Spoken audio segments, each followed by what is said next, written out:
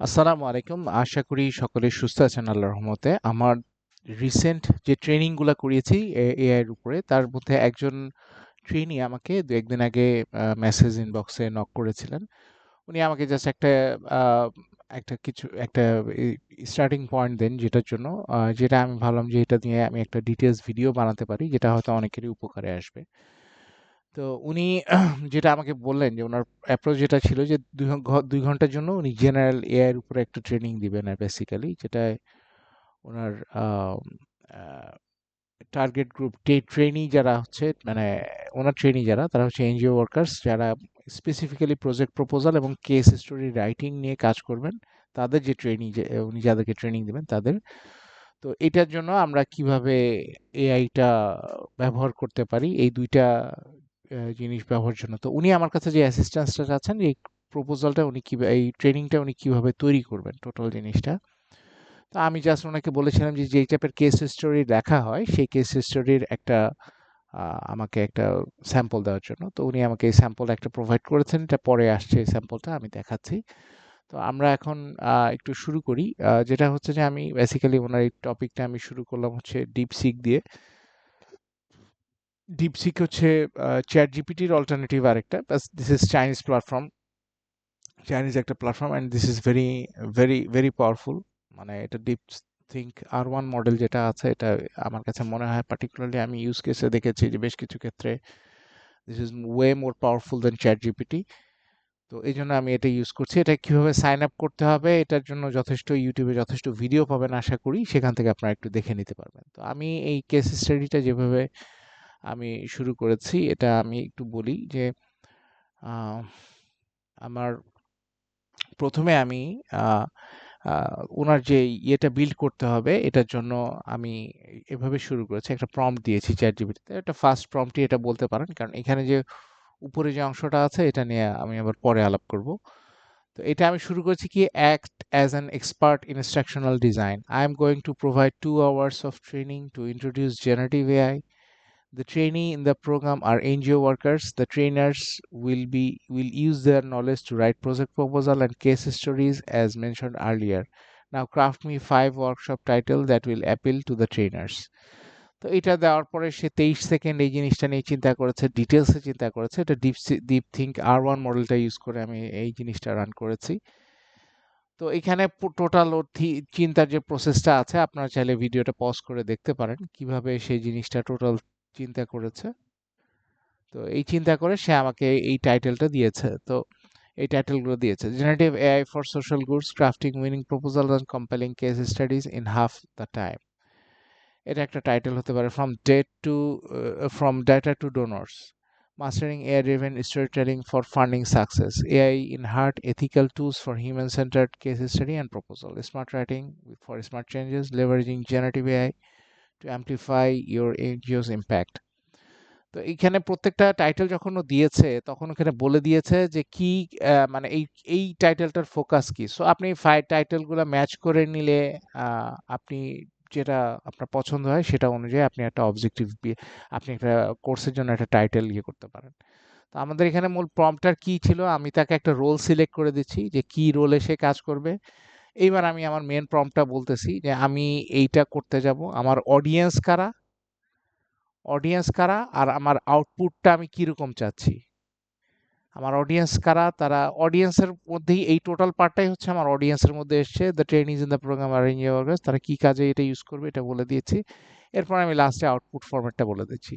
তো এখানে মোটামুটি আমার 4টা ভাগ আছে। একটা হচ্ছে কিভাবে আমি চাচ্ছি সে কাজটা করুক, আমার মেইন প্রম্পটটা কি, আমি কি জানতে চাচ্ছি, আহ, আহ, আমার কি মানে এটা জাস্ট ওয়ার্কশপের টাইটেল জেনারেট করতে চাচ্ছি, আমার ফোকাস ইয়ে গ্রুপ কারা, মানে কারা হচ্ছে আমার এই ইয়েটা রিসিভ করবে। আর 4 নম্বরে হচ্ছে যে কি আউটপুট ফরম্যাটটা আমি কি বলে দিচ্ছি। 5 ওয়ার্কশপ টাইটেলস এখানে বলে দিচ্ছি। তো এখান থেকে সে আমাকে ইয়ে করে দিয়েছে, ঠিক আছে। এখন আমি তাকে বলতেছি I choose the title smart working and work smart changes leveraging generative AI to amplify your NGOs impact. Now create me 3 alternative main objective for the workshop. এখানেও সে 21 সেকেন্ড ধরে চিন্তা করেছে এই জিনিসটা। 21 সেকেন্ড চিন্তা করে সে আউটপুটটা আমাকে দিয়েছে। আমি আস্তে আস্তে যাচ্ছি, আপনারা চাইলে পজ করে এটা দেখতে পারেন।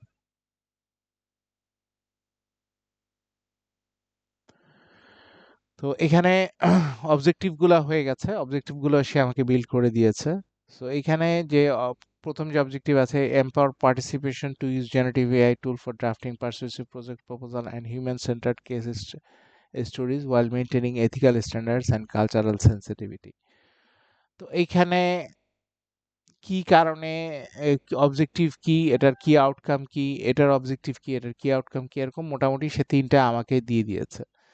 সো এখানে আমাকে কিভাবে আমি চুজ করব সেই জিনিসটা আমাকে বলে দিচ্ছে যে work best if trainees are new to AI and need foundational skill, suits NGO juggling tight deadlines but wary of AI dehumanizing their works. তো এটার মধ্যে যেটা আপনাকে আপনার বেস্ট সুইটেবল মনে হবে সেটার উপরে বেস করে আপনি জাস্ট যে অপশনটা আপনি সিলেক্ট করতে চাচ্ছেন, এই এখান থেকে চুজ করতে চাচ্ছেন, সেটার উপরে বেস করে আপনি এটা তৈরি করতে পারেন, অ্যাডভান্স হতে পারেন। তো আমি এরপরে প্রম্পটটা কি দিচ্ছি, নাও create me a workshop outline for 2 hours of training considering the following title, smart writing. আচ্ছা, ওইখানে যেটা আছে যে কি হচ্ছে যে আমি এই টাইটেলটা করে, আচ্ছা এটা তো খুব ক্লিয়ার ছিল, আশা করি এটা ব্যাখ্যা করার কিছু নাই। তো এখন আমি এই ওয়ার্কশপটার 2 ঘন্টার ওয়ার্কশপ কনসিডার করে এই টাইটেলের আন্ডারে এবং এই অবজেক্টিভের আন্ডারে আমি তাকে একটা আউটলাইন তৈরি করে দিতে বলতেছি, ওয়ার্কশপ আউটলাইন। তো এখানে সেই জিনিসটা হচ্ছে যে সে এখানে smart writing for smart changes leveraging generative AI to amplify. তো এইখানে আপনি এই জিনিসটা জাস্ট তৈরি করে ও আপনাকে একদম মিনিট বাই মিনিট আপনাকে টোটাল প্রেজেন্টেশনটা আপনি কিভাবে কন্ডাক্ট করবেন, টোটাল হ্যান্ডস অন প্র্যাকটিস কি আছে, কি কি জিনিস কনসিডার করতে হবে, কি কি জিনিস ডিসকাস করতে হবে, অ্যাক্টিভিটিস কি আছে। তো এখানে মানে একদম ডিটেলসে বলা আছে যে এই অ্যাকশন প্ল্যান কি। এখানে বলাও আছে যে কমিটমেন্ট তারা করে যাবে, যে তারা নেক্সট 1 সপ্তাহের মধ্যে কি এই প্ল্যান ইমপ্লিমেন্টেশন করবে, এই টোটাল জিনিসগুলো এরা তাকে দিয়ে দিচ্ছে। তো এখানে রিক্যাপ কি হবে, এরকম ডিটেলস জিনিসগুলো দেওয়া থাকে। AI is your co pilot not your captain. So মানে সবকিছু আপনি এআই এর উপর আসলে ছাড়বেন না, ও নিজেও সেটাই বলে দিচ্ছে। তো এই জিনিসগুলা ইয়ে আছে এখানে একটা একটা গুরুত্বপূর্ণ জিনিস যেটা থাকতে পারে, যেটা আসলে কনসিডার করতে হবে আমাদেরকে যখনই আমরা এআই নিয়ে কাজ করব। এআই এর যে লিমিটেশন গুলো আছে, bias, inaccuracy, cultural tone deficiency, so এই জিনিসগুলা একটু বোঝার ইয়ে আছে। যেমন হেলুসিনেশন নিয়ে মনে হয় আমি সম্ভবত আমার ক্লাসে বলেছিলাম।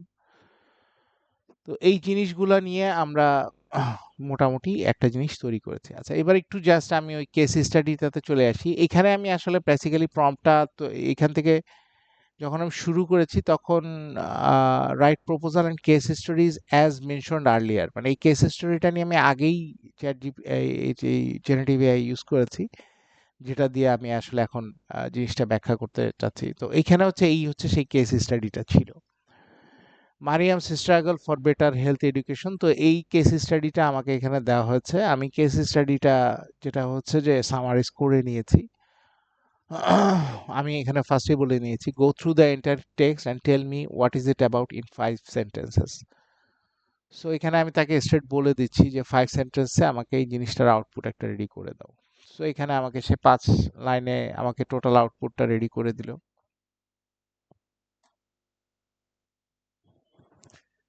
5 লাইনে গল্পটার সামারি তৈরি করার পরে আমি আরেকটু ভালোভাবে গল্পটার ক্যারেক্টারগুলো বোঝার জন্য আমি জাস্ট তাকে একটা প্রম্পট দিলাম, who are the main characters, person are organisation here. তো এখানে আমাকে পুরো আলাদা আলাদা করে বলে দিল কে কি কাজে, কে কিভাবে জড়িত আছে এটার সাথে, প্রত্যেকটা জিনিসই এখানে আলাদাভাবে সে আমাকে বলে দিল। It gives me a good chance to better understand the context. আচ্ছা, তো এখানে একটা জিনিস আমার চোখে একটু বাঁধলো যে এখানে ব্রিজ স্কুলের একটা কথা বলা হয়েছে, a local organisation that establish a bridge school. তো ব্রিজ স্কুল জিনিসটা কি, কনসেপ্টটা আমার একটু ভালো করে বোঝার জন্য আমি তাকে আবার একটা প্রম্পট দিলাম, what is the function of bridge school. So এখানে আমাকে বলে দিচ্ছে যে যাদের এডুকেশন গ্যাপ পড়ে যাচ্ছে তাদেরকে বেসিক্যালি সাপোর্ট, আবার এডুকেশনে আবার সাপোর্ট দেওয়ার জন্য এই ব্রিজ স্কুলগুলো এস্টাবলিশ করা হয়েছে, এইটাই হচ্ছে এর ফাংশন।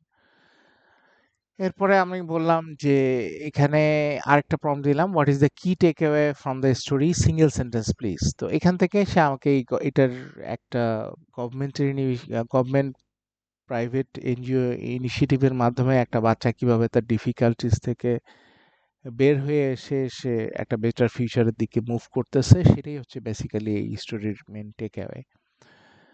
তো এইখানে আমি এবার তাকে একটা ছোট্ট একটা দিলাম, প্রম্পট দিলাম, act as a prompt expert, craft me 5 prompts to create similar stories like above. এটা না দিয়ে আমি এভাবে এইটার একটা সামারি তৈরি করে বা যে কোনো একটা জিনিস তৈরি করে ওটাও আমি এখানে উল্লেখ করলে সে আমাকে ওইভাবে 5টা ক্রাফট তৈরি করে দিত। তো এখানে আমি তাকে বলার পরে সে আমাকে 5টা ক্রাফট তৈরি করে প্রম্পট ক্রাফট করে দিল। আপনারা একটু পজ করে এটা দেখতে পারেন। তো right history about a child with marginalized coastal community who battle chronic illness and interrupted education, highlighting how a local NGO and a government healthcare initiative collaborate to restore the health and academic dreams. তো এইখানে যেটা হচ্ছে যে আমি মোটামুটি 5টা prompt দেখে এর ভিতর থেকে আমি একটা আহ, এই 5 নম্বর প্রম্পটটা আমি সিলেক্ট করেছিলাম, craft a story about a disable child in remote village who gains access to adaptive education tools and medical prosthetics through a partnership between a disability right. So basically this is the starting point. এখান থেকে আপনি গল্পটা শুরু করতে পারেন। এখানে এইটুকুন দিয়ে দিলেই আপনি এই জাস্ট এই প্রম্পটটা আপনি ইউজ করলেও আপনাকে পুরো নতুন করে একটা গল্প সে লিখে দেবে। তবে খেয়াল রাখবেন যে আমরা কোন জায়গায় ডিপ থিঙ্ক আর1 ইউজ করব, যেমন এই সব জায়গাগুলোতে আমি ডিপ থিঙ্ক আর1 ইউজ করেছি, আবার এই প্রম্পটটাতে দেখেন আমি ডিপ থিঙ্ক আর1 ইউজ করিনি, কারণ এটার কিছু লিমিটেশন আছে। কারণ লিমিটেশন বলতে কি, যে ডিপ থিঙ্ক আর1 আপনি কন্টিনিউয়াস ইউজ করতে পারবেন না। ওদের ডিপ থিঙ্ক আর1 বেশ এক্সপেন্সিভ প্রসেস ওদের। এটা পেইড প্ল্যানে গেলে হয়তো একসময় জিনিসটা সহজ হয়ে যাবে।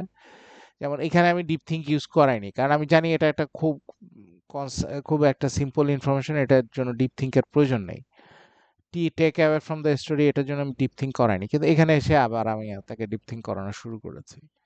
তো এখানে সে 19 সেকেন্ডের জন্য চিন্তা করেছে, করে এই গল্পটা সে লেখা শুরু করেছে। আপনারা, আমি একটু আস্তে আস্তে যাচ্ছি, আপনারা পজ দিয়ে দরকার হলে এই গল্পটা কিভাবে সে লিখতেছে, সেই তার থট প্রসেসটা কি, এটাকে চেইন অফ থটস বলা হয়। তো এইটা দিয়ে সে কিভাবে গল্পটা ক্রাফটিং করছে। ঠিক আছে, তো এখানে আমরা চলে আসলাম, সে এখন পুরো গল্পটা এখানে লিখে দিয়েছে আমাকে। আয়শা's স্টেপ টুয়ার্ডস দ্য স্কাই, এটা নেপালি পটভূমিতে একটা বাচ্চার গল্প লিখেছে।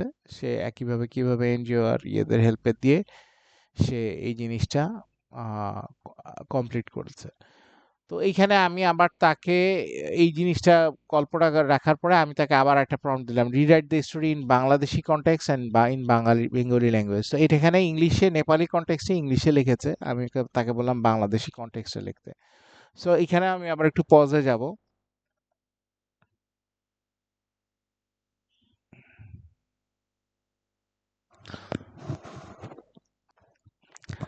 এখন যেটা হচ্ছে যে সে গল্পটা এখানে পুরো লিখে ফেলেছে, আমিনার আলোর পথে যাত্রা।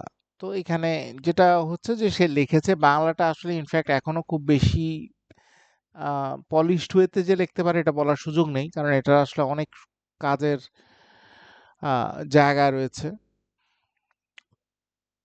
স্টিল এখনো এটা খুব প্রাইমারি পর্যায়ে আছে বলতে পারি, কারণ বাংলাটা খুব ভালো ইনফ্যাক্ট আসে না। আপনারা এখানে কিছু কিছু টার্মস দেখলেই বুঝতে পারবেন যে এটা আসলে খুব একটা সুবিধাজনকভাবে এই জিনিসটা এখনো জেনারেট করতে পারছে না। তো যাই হোক, আমি আবার সেটা বললাম বাংলাটার কারণে, আমি আবার বললাম ইংলিশ ল্যাঙ্গুয়েজে, বাংলাদেশি কনটেক্সট মেনটেন করে সেই ইংলিশ ল্যাঙ্গুয়েজে সেই জিনিসটা, টোটাল জিনিসটা সে লিখে ফেললো। তো এইখানে এই হচ্ছে মোটামুটি আমার স্টোরিটা তৈরি করার বৈশিষ্ট্য। এরপরে আমি যেটা করলাম যে এই বাংলাদেশি কনটেক্সটে আমি যেই গল্পটা আমি করলাম, এর আগে আমি অবশ্য আরেকটু কিছু কাজ করেছিলাম। কিভাবে এটা করেছি আমি সেটা একটু ব্যাখ্যা করছি কিছুক্ষণের মধ্যে। আমি ওকে প্রম্পট ইউজ করেছি। আচ্ছা, আমি বরঞ্চ সরাসরি প্রম্পট দিয়েই দেখাই দিই যে এই গল্পটাকে আমরা কিভাবে আমরা এখানে ইয়েতে নিচ্ছি।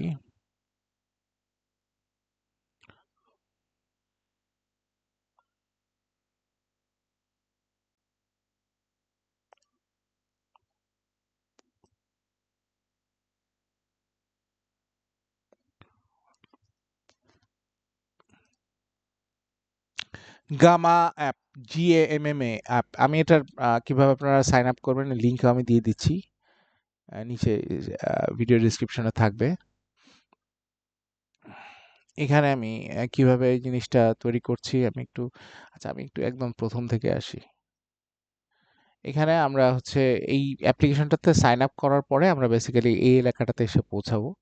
তো এখানে ক্রিয়েট নিউ উইথ এআই, এখানে আমরা পেস্ট ইন টেক্সটে গিয়ে ওই গল্পটা জাস্ট আমি এখানে পেস্ট করে দিচ্ছি। পেস্ট করে দেওয়ার পরে এখানে প্রেজেন্টেশনের ফরম্যাট কি থাকবে সেটা আমি বলে দিচ্ছি এখানে।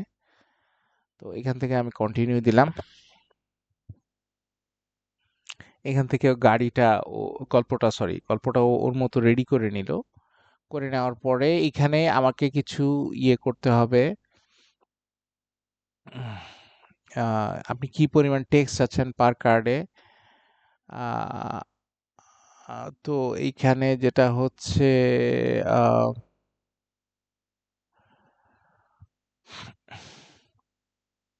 এখানে আউটপুট ল্যাঙ্গুয়েজটা আমরা ইংলিশে দিয়ে দিব, ইংলিশ ইউএস দিয়ে দিব। এই জিনিসগুলো আপনারা একটু কষ্ট করে এখানে বাংলাদেশি দিলে কেন কোনো একটা কারণে এরা বাংলায় দেখাতে থাকে, বাট এটা আপনারা ইংলিশে করে নিলে এই আউটপুটটা ভালো পাবেন। এটাকে আপনারা, আমি চট করে একটু গুগল ট্রান্সলেটে এটা ইংলিশ করে নিয়ে আসি।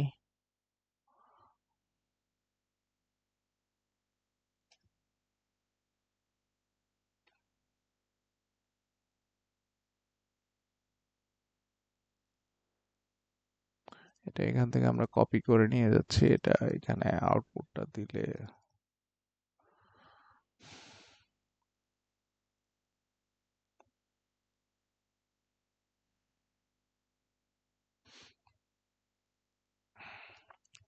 এখানে আউটপুটটা আমি জাস্ট ইয়েতে ট্রান্সলেট করে নিয়ে আসলাম, এখানে পেস্ট করে দিলাম। এইবার হচ্ছে আমি এখানে 10 কার্ড পর্যন্ত আপনি ফ্রিতে করতে পারবেন, 50 কার্ডও করতে পারেন, আপনাকে সেক্ষেত্রে পেইড প্ল্যান থাকতে হবে। আমি কন্টিনিউ করে দিলাম। কন্টিনিউ করার পরে এখানে আপনাকেও জিজ্ঞেস করবে আপনি ঠিক এক্স্যাক্টলি কি ধরনের ইয়ে টাইটেল ইউজ করবেন, কি ধরনের ডিজাইন আপনি ইউজ করতে চাচ্ছেন। কালারফুল করতে চাইলে কালারফুল, প্রফেশনাল, কালারফুল। আমি দিলাম ধরেন, সাপোজ একটা সিলেক্ট করলাম, এটা সিলেক্ট করি কালারফুল, বা আপনি আপনার পছন্দ মতো সিলেক্ট করতে পারেন, এটা সিলেক্ট করে দেই, করে দিয়ে আমি জেনারেট দিয়ে দিচ্ছি। এখন ওই যে যেটা দিয়ে দিলাম ওই 10টার উপরে বেস করে সে আমাকে অটোমেটিক্যালি প্রেজেন্টেশনটা জেনারেট করে দিচ্ছে উইথ ইমেজেস। এখানে ইমেজ সহ চলে আসবে। হুম,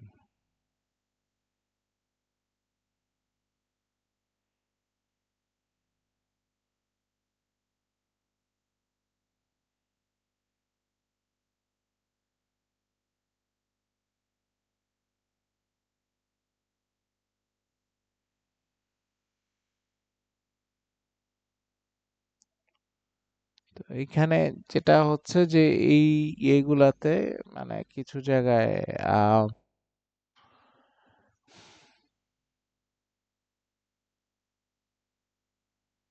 তো এখানে যেমন আমেনাস জার্নি টু দ্য লাইট, তো এখানে মোটামুটি প্রেজেন্টেশনটা সে তৈরি করেছে। Chance chance for changes, a new beginning, a dream take flight, আমিনাস ডিটারমিনেশন। যদিও এখানে একটু ফরেন চেহারার বাচ্চা কাচ্চা চলে এসছে, এটা আপনি আসলে অল্টারনেটিভলি অনেকভাবে ইউজ করতে পারেন, বাট এই এটার উপরে আজকে মানে প্রেজেন্ট এটার উপরে আবার ইয়ে করতে গেলে অনেক বড় স্কোপ হয়ে যাবে।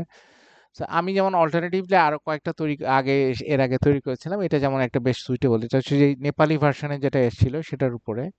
এখানে অনেকটাই সে কনটেক্সট মেনটেন, যদি এই বাচ্চাটার চেহারা একটু বিদেশি টাইপের, এটাও বিদেশি টাইপের, এটা হচ্ছে পাহাড়ি পরিবেশে দেখাচ্ছে, এই মেয়েটা পুরা নেপালি চেহারা, এটাকেও ধরতে পারেন হোয়াট এভার ইট ইজ। তো এখানে টোটাল এই জিনিসটা আছে, এই গামা অ্যাপ দিয়ে আমরা তৈরি করেছি। এই অ্যাপ্লিকেশনটার লিঙ্ক, ডিপসিকের লিঙ্ক, দুটা আমি ভিডিও লিঙ্ক ডেসক্রিপশনে দেওয়া থাকবে। তো ওখান থেকে আপনারা এই দুটা টুল ইউজ করতে পারেন। তো ঠিক আছে, এইটুকুনি আজকের মতো। তবে আমি জাস্ট ক্লোজের আগে আরেকবার একটু দেখাই নেই, বাংলায় আমি যখন করলাম তখন ওই জাস্ট এইটা আসলে খুব বেশি ইয়ে করে যে সুন্দরভাবে করতে পারছে তা না। আপনি যদিও ট্রাই করে দেখতে পারেন, it's up to you how you want to use it. So বাবার চোখে জল, এটা বাবা মনে হচ্ছে না, মা মনে হচ্ছে, বাবা চেয়ার এরকম হবে কেন হবে। তো এই জিনিসগুলা আপনারা দেখতে পারেন। এটা আমি বাংলায় যখন দিয়েছিলাম ওইখানে জাস্ট স্টার্টিং এ আমি প্রম্পটটা দিয়েছি ওখানে বাংলায়, এজন্য এইভাবে এসছে। তো এইটুকুনি, আজকে আর খুব বেশি দীর্ঘায়িত করব না। লিঙ্কগুলা ডেসক্রিপশনে দেওয়া থাকবে, আপনারা ওখান থেকে ইউজ করতে পারবেন। সবাই ভালো থাকবেন, দোয়া করবেন আমার জন্য। আল্লাহ হাফেজ, আসসালামু আলাইকুম।